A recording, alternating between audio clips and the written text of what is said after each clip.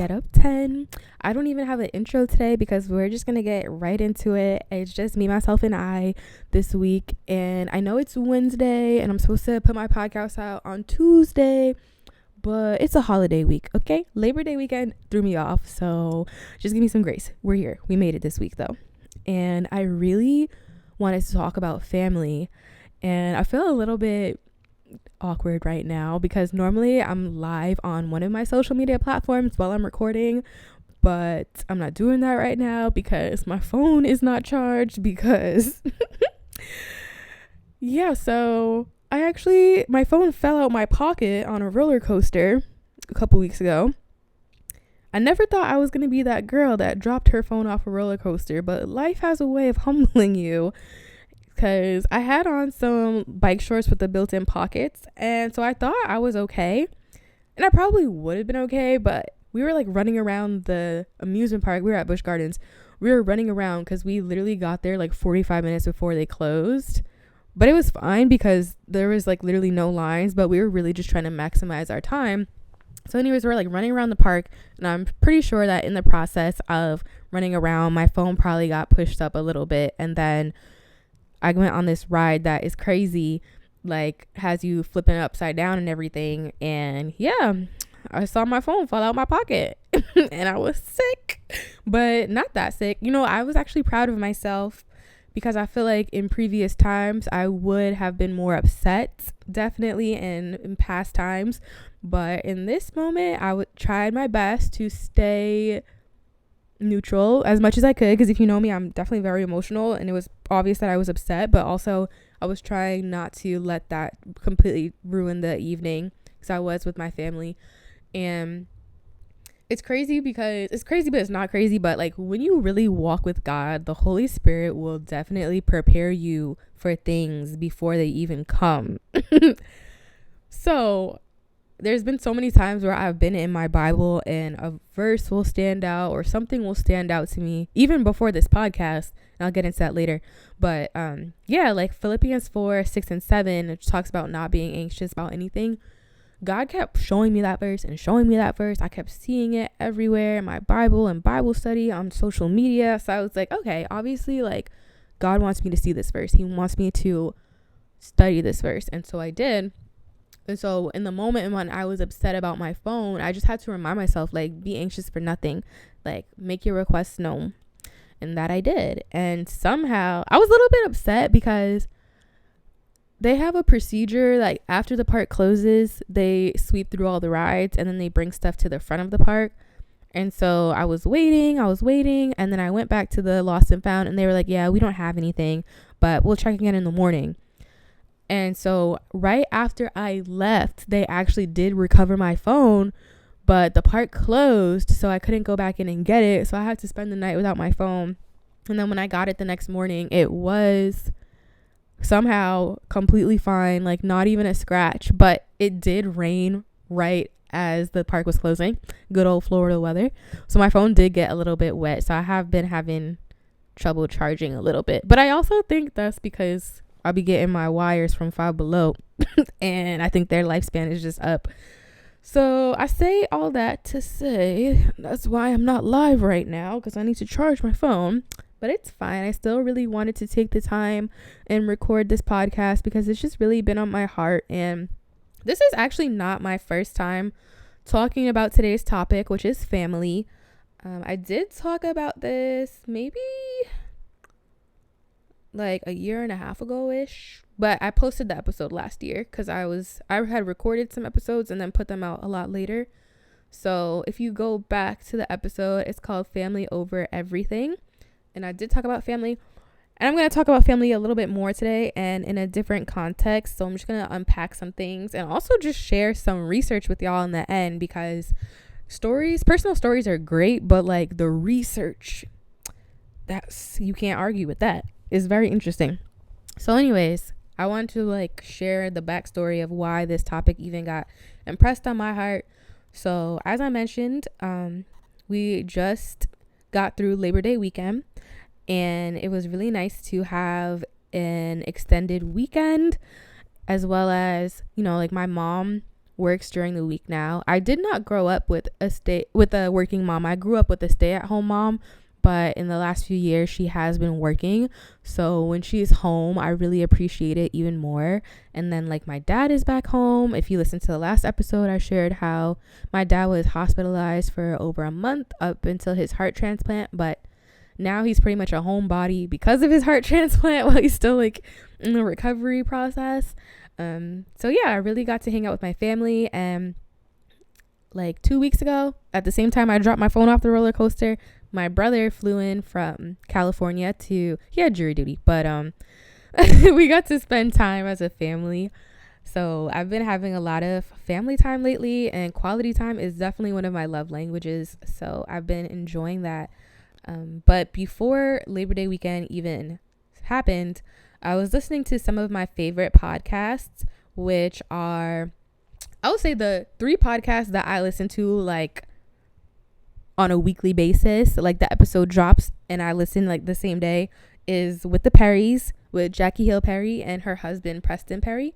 In Totality with Megan Ashley, which I honestly did not expect to be as into that podcast as I am, because at first she was supposed to have a podcast with B. Simone, and then their friendship came to an end, and then she launched her own podcast.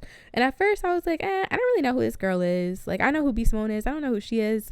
I don't know about this. But as time has passed, In Totality has really grown to be one of my favorite podcasts, and God really speaks to me through that podcast. Like, there's been topics that she has touched on that I really needed her perspective on. And it's not even just her perspective, because she's really good about, it's not about my opinion, it's about what does God say about this particular thing. But just the combination of like her perspective and God's word has just been really like pivotal for me in this season. So With the Perrys, In Totality, and Dear Future Wifey. I don't even know how long I've been following Dear Future Wifey for now, but if you know me, I love love. I am a hopeful romantic. I've been on love and relationship podcasts for years, actually, because I love love, and I always wanted to hear other people's stories and advice. So when the time came for my own relationship, I would be equipped to have a healthy relationship. And so I've been on relationship podcasts for years, but I will say I just started listening to Dear Future Wifey probably in the last 2 years, because after getting married and divorced, I think my heart was a little raw for a season, where hearing other people's love stories or whatever, it was like a bit much for me. But after I healed a little bit more, I was able to return to the world of relationship podcasts, and not just relationship podcasts, because the thing that I love about Lateris is like his podcast is between him and God, and he uses that platform to honor God for the most part. So these people are speaking from the basis of like from a biblical foundation or a relationship with God, because to hear these relationship podcasts when God, when the Bible is not involved, they be kind of ghetto. They be saying some stuff and I'm just like, I don't know about that, but okay, do you, boo. But it's just different when you see how God is involved in someone's love story. And so I think that's another reason why I really love Dear Future Wifey, and it just encourages me. So anyways, if you know anything about love and relationships, books, podcasts, whatever, you know about the 5 love languages. And Lateris just had Dr. Gary Chapman on his podcast, and he not only broke down the 5 love languages, but also the 5 apology languages, and just shared some of his personal experiences. And at first I was like, I don't know if I'm gonna be able to listen to an hour of this man speaking, because I don't know. But honestly, he said a lot of really good stuff, and I enjoyed he had like a southern twang or something, I don't know, but I like his little accent. And just to hear from somebody like that who has years and decades of wisdom and experience when it comes to love, relationships, and family, it was really good. So one thing that he was talking about is how like he wanted to be a missionary, but God closed that door, and yet God still used him internationally through his book. And how when the door was closed for him and his wife to go to the mission field, they end up pouring into college students at one point, and they would just open up their house once a week to college students, and it would be a time for them to come and learn about healthy relationships, because like a lot of people after college do get married, and so just these young people being prepared for that next chapter of their lives. And he was sharing how there was this one young man who asked him, like, can I live with you guys for a year, because I have no idea what a healthy family looks like. And they made space for him, and he did. And I think that is so dope, because that's, first of all, for somebody to be able to admit that, like, I have no idea what a healthy family looks like, but I want to learn. That is a beautiful thing. And if you're listening to this podcast and that is your story, just know that just because you didn't come from a healthy family does not mean that they don't exist, and does not mean that you cannot have one yourself one day, because you totally can. And there's so many, and this is the importance of walking in community, which I think has been a theme in my life this year, because when you walk in community, that's when you can get around other married couples, you can get around other people with kids, other people who are doing family life well. And one thing that I love about my church specifically is that they do encourage neighborhood groups. So like we have groups that meet at church, but then we have a few people that have branched out and opened up their homes for people to come to Bible study. And I love that. Even like down the street from my house, one of my neighbors, they have Bible study at their house, and we know because like all the cars be pulled up. So I love that. And that's honestly one of the desires of my heart one day when I have my own home again, is to be able to open up to others to encounter God in that same way. Like I actually wrote down somewhere that I would love to have somebody baptized in my house, whether that's like my bathtub or my pool. Like that is a goal for me.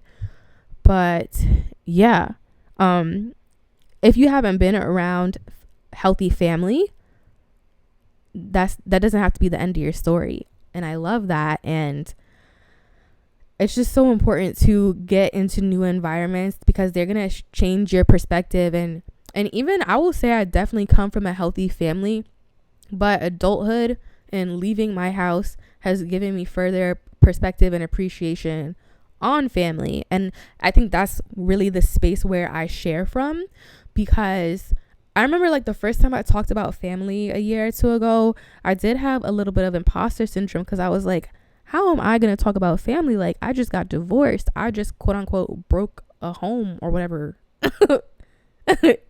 I just thought about being a house wrecker, and I was not that. But yeah, you know how they talk about like broken homes, whatever. But I'm very much team a broken home is not just a house without two parents, because you can have a 2-parent household and it could be very much broken. So I do not subscribe to that whole, oh, you're a single parent, you have a broken home, because baby, no, I don't. This home is very much full in the best way. But yeah, so let me get back to my notes, because yeah, and my notes are actually very simple. But yeah, I just really respected that young man would be willing to make that confession, like, I don't know what family looks like. And then on top of that, for the Chapmans to be like, yeah, we don't have a room, but we'll make space for you. Like, that's dope. I personally don't know if I could open my house to somebody like that. I really feel like the Holy Spirit would have to be involved. But I just really love that they did that.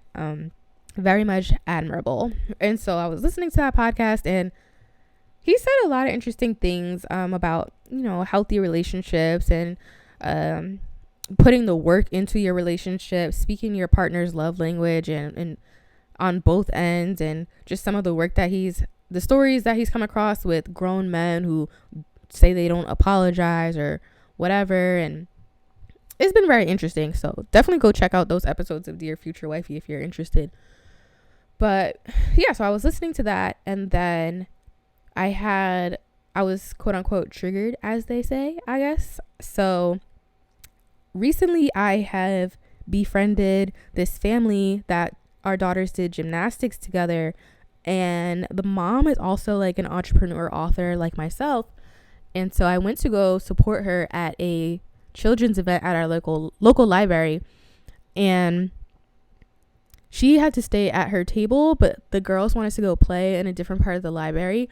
So I went with her husband, and I mean, I'm polite to the guy, you know, like we say hi, whatever. But after that, I feel kind of awkward because I'm like, I'm not really too good at small talk, and you're a married man, so I'm going to tread lightly here. I'm going to respect boundaries here. So I ended up, well, there was like that aspect. And then the other flip side of things was that when I'm out with my daughter, like, I don't like to be on my phone. I don't like to be absent-minded. Even if I'm giving her space, like, my eyes are on her, because I think, and sometimes I wonder, like, if I'm a little bit overprotective as a single mother, because when you have the presence of a male around, it allows you or me as a woman to, I don't have to be so guarded or mindful, because I just trust, okay, like, that man has got me covered or protected, however you want to say it. So I feel like sometimes when I go out with my daughter as a single mother, I have to step into that role as protector, which, I mean, mama bear, period, but even more so. So anyways, like, when we go to the park and stuff, like, I might be on my phone, but like, I'm not just sitting down scrolling the whole entire time. Like, I'm pretty much following my daughter around the whole park, and I don't care, because that's my kid, that's my responsibility, and not on my watch is all I'm saying. But anyways, so I'm at the library, our girls are playing, the dad's nearby, but I'm not really talking to him, and so I want to make sure I'm watching our daughters. And so I put my phone on the table, screen down. And for whatever reason, actually, I think part of it was we were at the library on a Saturday, and there was just a lot going on besides this event for kids. There was just a lot of children and parents in the children's area. And one thing that I have learned from my journey of parenthood over these last 4 years is that things are not always as they seem. And I say that because, like, in the beginning of my journey as a single mom, I would always look at the couples and be like, oh my gosh, like, must be nice. Like, look at that dad being a dad. Like, must be nice. Like, wish I was done. Like, can't really, I don't know. Like, you know, all the little thoughts. And as time goes by and as I learn more, I still have those thoughts every now and then. Like, okay, like, look at it. It must be nice to have your mom and your dad. But at the same time, I'm like, Lord knows what's going on between that mom and their dad. If they're together, if the dad is abusive, if the mom is struggling with her mental health, you really just don't know what people are going through. And you can't even always tell just by looking on the outside. So, I've learned that over the years. But I think the thought still crossed my mind as I noticed not all the parents, but like a good chunk of parents with their kid. So I think I had that thought, and even the handful of times that I have been out in public with my daughter's father after our separation, I can't say I haven't seen him since we've been divorced, but after our separation, even I wanted to like tell people like we are not together. So things are not always as they appear to be. But yeah, so I'm in this environment, I'm noticing the other present parents, like mom and dad, and the thought crosses my mind about my child's father or whatever, and I put my screen down to pay attention to my daughter, and it triggers a memory. When I was dating my daughter's father, as I mentioned a few minutes ago, like, quality time is my love language. And I mean, let's be real, it's 2024. We are addicted to our phones. Not all of us, but like, you know, a lot of us have trouble putting our phone down, myself included. And so like when I'm with somebody that I really want to give you my undivided attention, either my phone is going on do not disturb or it's getting put down face down because I don't want to see the screen light up. I don't want to be checking for notifications. I want to be completely present for whatever moment I'm in. So in this moment, it was me watching my daughter, but in the past, it was me wanting to give my at the time boyfriend my undivided attention. However, he was triggered by me putting my phone screen down, and he accused me of trying to hide stuff from him, which was crazy because literally that was not the case at all. Like, I just wanted to be distraction free with him, and I remember that being like a point of contention in our relationship, and it just made me realize I thought about how different our backgrounds were. And if you follow me on social media, you saw I posted how like people who are raised with love or something like this. I'm gonna mess it up, of course, but go check my social media because I said it right on there. But people who are raised from a place of love will do anything for you. People who are raised from survival will do anything to you. And I feel like that is kind of what transpired in my relationship with my daughter's father, because I come from a loving 2-parent household, a very healthy family unit, and he comes from a very quote unquote broken home. He comes from a home of abuse and substance abuse, physical abuse, sexual abuse. He was in foster care. Like, he just came from a completely different world than I did. However, he always had that desire, as I mean most would, for a family of his own. And so he kind of attempted to create that with his son's mom, but I guess it didn't fully come together. So I thought, like, with me and him partnering up, and this was kind of like me in my folly. I was reading Proverbs last night. In my folly.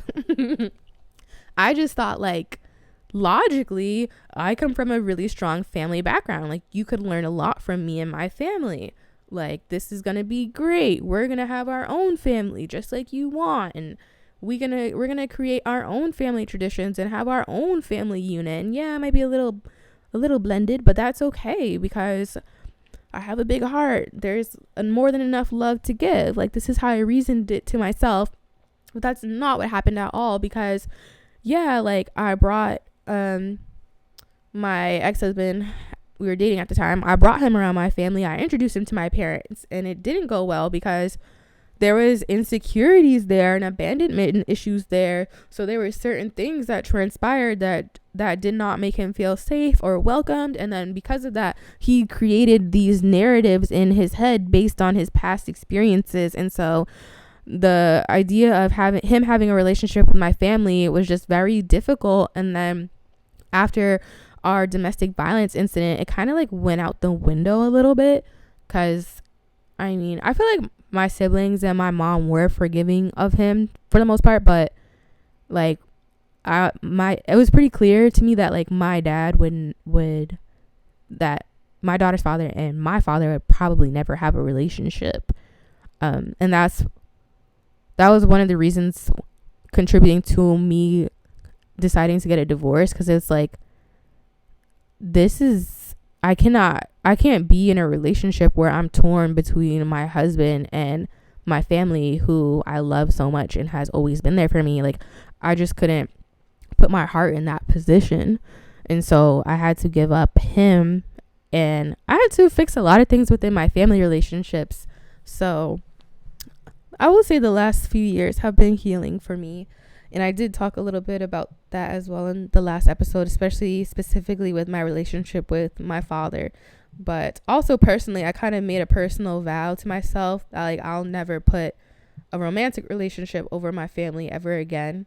And I'm going to stick to finding someone who will become a part of my family and treat my family as his own, and vice versa. And I know it exists. And one person who I heard talk about their family relationship with their spouse's family and their own family was CeCe Winans. I think she talked on Dear Future Wifey. I don't know, but I want to say it was CeCe Winans. It was either CeCe Winans or one of the Marys from Mary Mary, but I'm pretty sure it was CeCe Winans. And that was really beautiful and inspiring. So I know that it exists. Yeah. So anyways, back to the relationship with my ex-husband. I feel like I resorted to being raised from love, and he resorted to being raised from survival. And so when certain things occurred, we both like went back to that foundation. And so, for example, like when we would have an argument or something, one thing about me, I've always known that I'm capable of loving and loving well because of my family. Because growing up, we would have our arguments, our fights, our disagreements, which is normal between me and my siblings or me and my parents, which is completely normal, right? But the thing that gave me confidence in my ability to love is that we never stayed mad at each other very long. Like there was always reconciliation. We always moved forward. It was really hard to stay mad for long because of the love that was there. And so that it made me confident that, okay, like if I can do this with my family, like I can do this with my future husband one day. And so when I was in my marriage, that was my perspective. So like when we would have an argument, I literally would like remove myself from the situation. I would go to God. I would go pray. I would go listen to worship music. I would literally be praying for my husband. Like I had the book, Power of a Praying Wife. And I'll literally like open up a chapter or two and read it and pray the prayers over my husband after an argument. And so I would come back after, I spent some time with God, got out of my feelings, got back into the spirit, and I would come back and be like, all right, so hello, the sun is shining. It's a beautiful day. Like, what are we doing? And he would either like ignore me or be very petty in his response, but he never really saw like healthy communication growing up. So how could I blame him? And I guess I just thought, like I shared in the beginning, that like, oh, like he will be willing to learn. Like he said he wants family. Like I'm all about family. Like will be fine. But the truth that I am accepting more and more as I get older is that a healthy relationship really does take two willing people. It can't be one willing person dragging the other one along. And that's kind of like a little bit what was happening. And so it takes, and I think kind of like that guy who I mentioned before that was like, I don't know what a healthy family looks like. Can you take me in? There is a level of humility that is required to admit, I don't know what this looks like. Can you help me? And I think like I was expecting my ex-husband to have that heart, and he just didn't. Like there was so much pride there that got in the way of him being able to do that. So if you ask me, like I really do feel like pride was a big factor in the end of my marriage, the death of my marriage, if you will. Because if that man had been willing to be humble, like I think we could have moved forward, but it was just an internal struggle for him. And at the end of the day, what happened.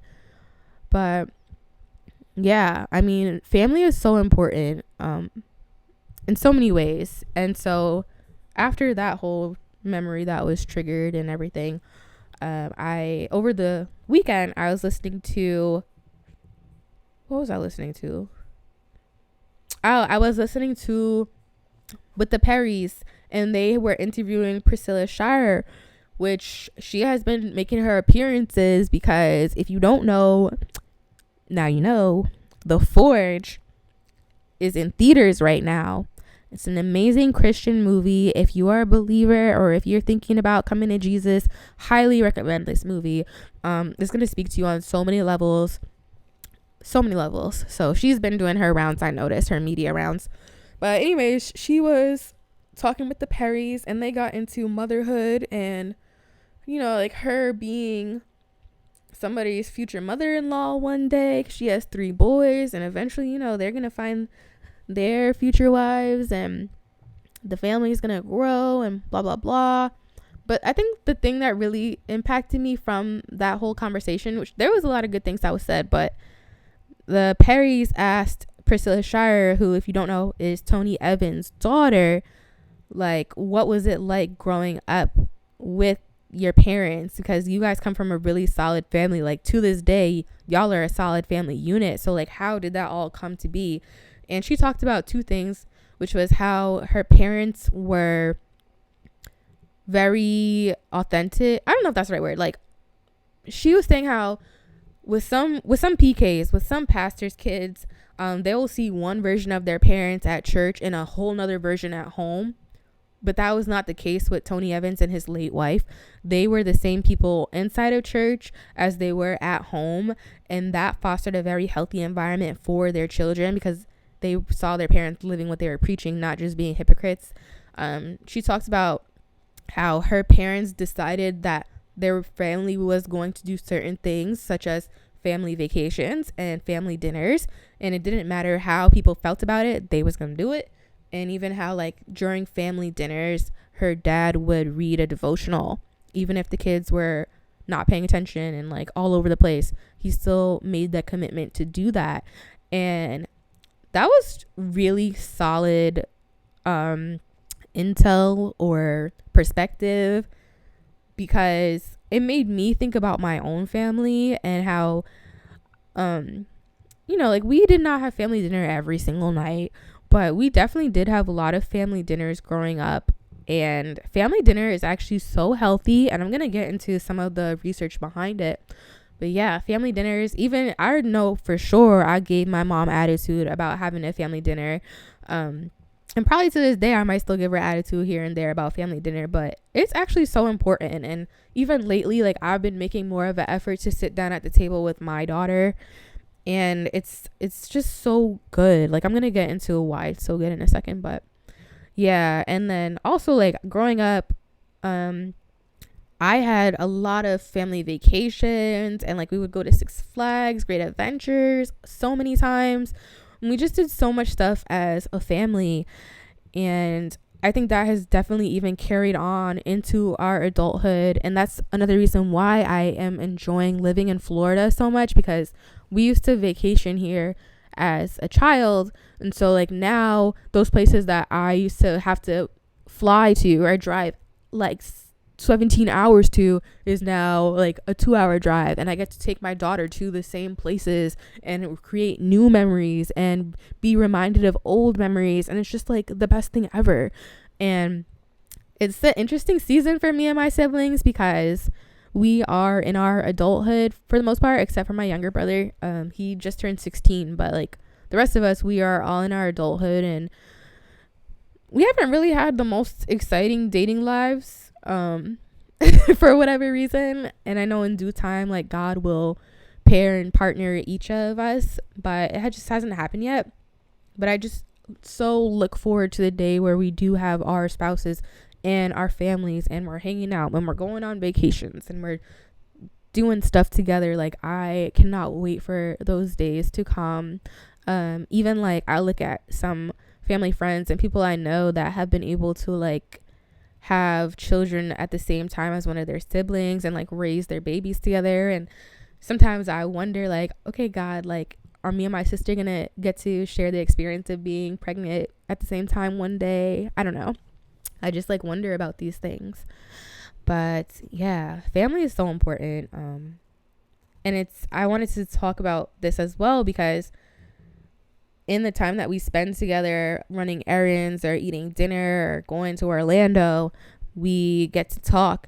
And my sister and I, so like I mentioned, we're all adults with the exception of my youngest brother. And so the three of us have at some point or another moved out of our parents' house. Me and my sister moved back, but my brother never did. But yeah, so like when we tell people that we live at home, like with our parents, with our siblings, they're like, oh, like, you're not trying to escape? Like, you're not trying to move out? And we're like, actually, no. Actually, no, we have it very good here. And I love that. Like, it's such a blessing to be able to say, like, I live with my parents and I'm saving money. I have peace. I have groceries. Okay. Like, I'm cut down on bills because they paying for it. Like, I'm blessed. Okay. And I think we can appreciate that now in our adulthood, because we know how many people literally are trying to like escape from their parents or don't have a safe environment that they can come back to or live in. But that's just not our experience, and we're so grateful for it. And if I say anything that you're like, yeah, I didn't have that, or I don't have that, I'm saying it because I want you to have hope that whatever you didn't have, you can create for yourself and your children moving forward. But also maybe it's take this as a sign that reconciliation is coming. Those relationships can be restored. And that's in God's timing, but it's possible as well. And I heard something about how, like, when you give your parent a grandchild, you give them a chance to show up as the parent that they couldn't be. It's like they get a do-over, but from a whole new perspective, because they've made their mistakes on you. And so now they're able to, like, be the parent that they always want to be and have fun with their grandchild. And it's like a healing experience for them, which in my 4 years of having a child now, I do think that giving my parents a grandchild has been a very satisfying and healing experience for them as well.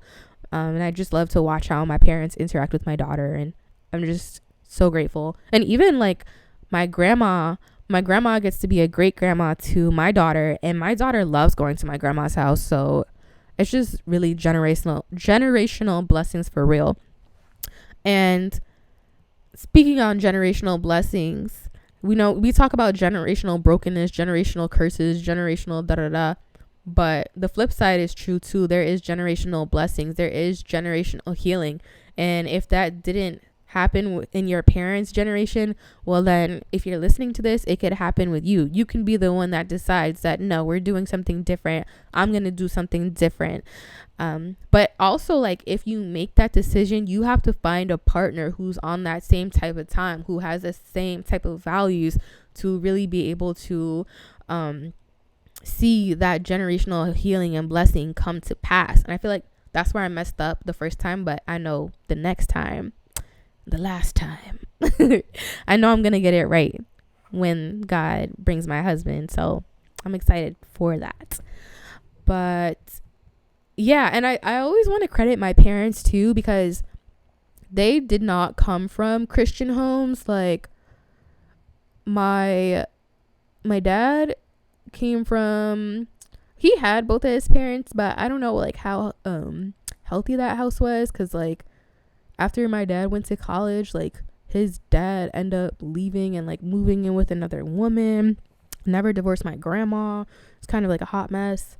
So that happened. And then I feel like with my mom's side of the family, like she did have both parents, and she very much was like a daddy's girl and everything. But my abuelo he had some issues with alcohol.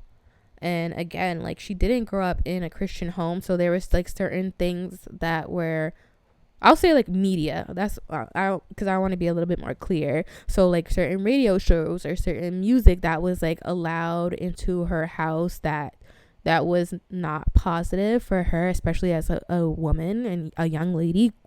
And she also like ended up getting into things that she didn't need to get into. But that's my mom's story to share. Maybe I'll bring her on the podcast one day, because yeah, she was a little party girl. But anyways, yeah, so like when my parents were dating, they ended up getting saved. I don't know if they got saved. I think they got saved while they were still dating, like after they decided to take each other seriously. And this is also like the beauty of family dinner, because on Monday, or was it Monday or Sunday? I don't know. Over the weekend, we went out to dinner with my mom, and we asked her like what's the story behind how you and dad started dating, and she told us. And so yeah, it was cute. But yeah, at some point in my parents' relationship, they decided to come to Christ together, because they were raised in Catholic homes, but they did not have like a true and living relationship with Jesus Christ. So that's something that they came to together. And with that, they laid the foundation for me and my siblings. And to this day, like all four of us are very strong in our faith. And I know that's because of the foundation that my parents laid. And it's very much a generational thing. I forgot who this is in the Bible. Look it up. You'll find it. But it's in the New Testament, in one of Paul's epistles, where he's like writing a letter to this guy, and he's like talking about how his mom and his grandma Eunice or whatever laid the foundation of faith for him. And it's probably, they think that like either his dad either passed away or wasn't present or something. And so his mother and his grandmother, was the ones that laid the foundation of faith for him. So that, I don't think that's something that we think about when we think about generational blessings. Faith is definitely one. Like, you could be the one in your family to pass down eternal life, if that makes sense, if I'm saying that right. You know, like, because of your relationship with Jesus, your kids get saved, and then your kids get saved, and your kids, you know. And so we talk about generational wealth, like financially having something to pass on, but there's a type of generational wealth that's spiritual as well. Yeah, I need to write that down, because that's going up on Facebook. But yeah. So anyways, I just wanted to talk about family. Oh, before I forget, because that's all just me yapping about my experiences, I wanted to share some of the research with you briefly. And so I wanted to share the benefits of family dinner. So sitting down and sharing a meal, here's the benefits for the children: better academic performance, higher self-esteem, greater sense of resilience, lower risk of substance abuse, teen pregnancy and depression, lower likelihood of developing eating disorders, lower rates of obesity, better cardiovascular health in teens, bigger vocabulary in preschoolers. And I can testify to that, because if you ever heard my daughter, that girl can talk. But I mean, I'm her mom, so it's no surprise. But yeah, that girl got a vocabulary. And healthier eating patterns in young adults. And the benefits for adults are better nutrition with more fruits and vegetables and less fast food, less dieting, increased self-esteem, and lower risk of depression. And I just think that's like, wow. Like, all we got to do is sit down and share a meal as a family, and that's the results. I mean, obviously it's not always that simple, but it's so beneficial. And like, if you're listening to this and you have children, or you will be starting your family one day in the near future, just like keep this in mind to prioritize family dinners, even if it's not every night or whatever. Like, make an effort to sit down together as a family, because like, you're planting seeds and there's going to be a harvest. You might not see the results immediately, but like, trust me, like, it's not in vain. And I also wanted to talk about the benefits of, because I love to talk about family, especially from like the biblical perspective, because there's definitely like an attack on family. I do believe that. And I do think that is because when a family unit is operating as such, it's just such a huge like testimony, and such a huge, like, it gives glory to God when a family is familying. You know, like when you see a healthy family unit, it's just something special about it. And so the enemy definitely doesn't want that. But I want to share some of the benefits of when a father is involved. So I didn't get like bullet points for this, so bear with me as I like scroll through the article that I found. But this was very interesting to me, because I'm a science girl. That was always my favorite subject in school. And part of the reason why I did pursue nursing, because it had that science aspect. So I don't know if you guys like learned about DNA, or if you guys remember that, but it's crazy because like God highlighted this word to me last night when I was in Bible study, and then I saw it again in this article, and I was just like, oh, okay, I see what you're doing, Lord. So anyways, a study conducted by Princeton University researchers looked at 5,000 young people and found that children who suffered stress due to absent fathers caused the shortening of telomeres, a vital piece of DNA that protects cells. Children whose fathers are absent due to divorce experienced shortened telomeres of 14%, and those whose fathers had died experienced shortened telomeres of 16%. This shows how absent fathers can affect child's physical health and well-being. And so I wanted to like look up what is a telomere, because it's been over a decade now since I was in high school learning about this stuff. So telomeres are responsible for protecting DNA. it stops them from like getting all like scrambled and tangled and stuff. Anyways, the telomeres enable replication, and they serve as a molecular timer, meaning they control the lifespan of a cell. And so I was just like, oh my God, that's literally so deep, because children whose fathers are absent, they have shortened telomeres, and we are made up of cells. So if your cells have a shorter lifespan, that means you have a shorter lifespan. So like, if your father's not in your life, that's taking years off your life. Like, that's crazy. That's crazy. Wow. So fathers matter. And then those who have their fathers in their lives also have higher self-esteem, which, I mean, I think most of us know that, but yeah. It says children with involved fathers may develop higher general self-worth because their fathers go beyond social expectations to devote undivided attention to them. And that's good, because your self-worth is everything. It all starts with that. Children whose fathers are present and involved are likely to get in less trouble in home, at school, and just when they're out. So that's good. And a healthy relationship with the father also sets the role for positive relationships, especially, like with the father-daughter relationship. Many people say like their father is their first love, the first man they ever loved. And it does set the tone. When your dad treats you good, like, you are less likely to let somebody's dusty son treat you with the bare minimum. So it's very real. And this was interesting too.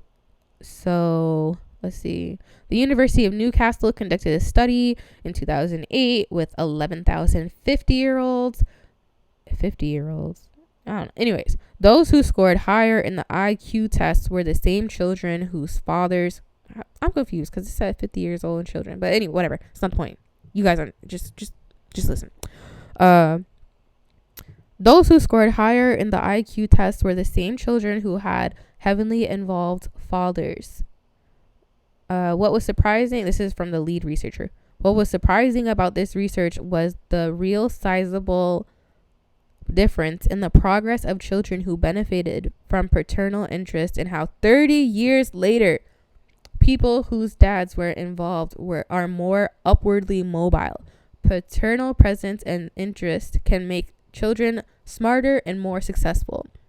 So yeah, like, fathers matter. Having a present father really matters.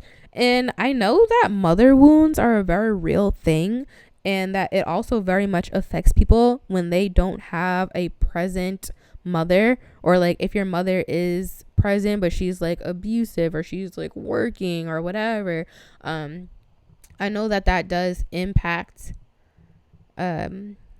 children as well, but just based off of my brief Google search, like, I couldn't, like, when I initially tried to, it was not hard to look up the benefits of present fathers, but when I tried to do the same for mothers, it like pointed me towards the benefits of like being a stay-at-home mom, or like the benefits of breastfeeding. But I didn't find anything immediately that was specifically shows the correlation of having a healthy, involved mom on children.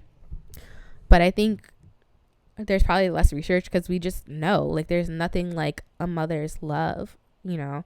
I mean, just from how Google has the little AI overview, it just said that mothers contribute many benefits to their families and communities, including emotional support, moral guidance, hope, and education. Which, like, that's cute or whatever, but like, I wanted some research. But maybe I'll have to look more into that another day. So yeah, that's all that I have. I always, before I do my podcast, I'm like, oh my gosh, I don't know how long I'm going to be talking. Like, it might be a short episode. And then by the time I finish saying all that I got to say, I look and it's like almost an hour later. And I'm just like, why do I even question it? But yeah, thank you for listening. I hope that you learned something new. I hope that you were inspired. Family is not easy to deal with always. Relationships can be very difficult, especially being a parent, because like they'll say marriage will expose you. Like, marriage is a mirror. It will show you where you come up short. But parenthood, trying to parent another human being, also will expose things as well. And then, like, nobody can hurt you more than those who are close to you. And so family can be very, very complicated. There's no denying that. But family can also be very, very, very rewarding.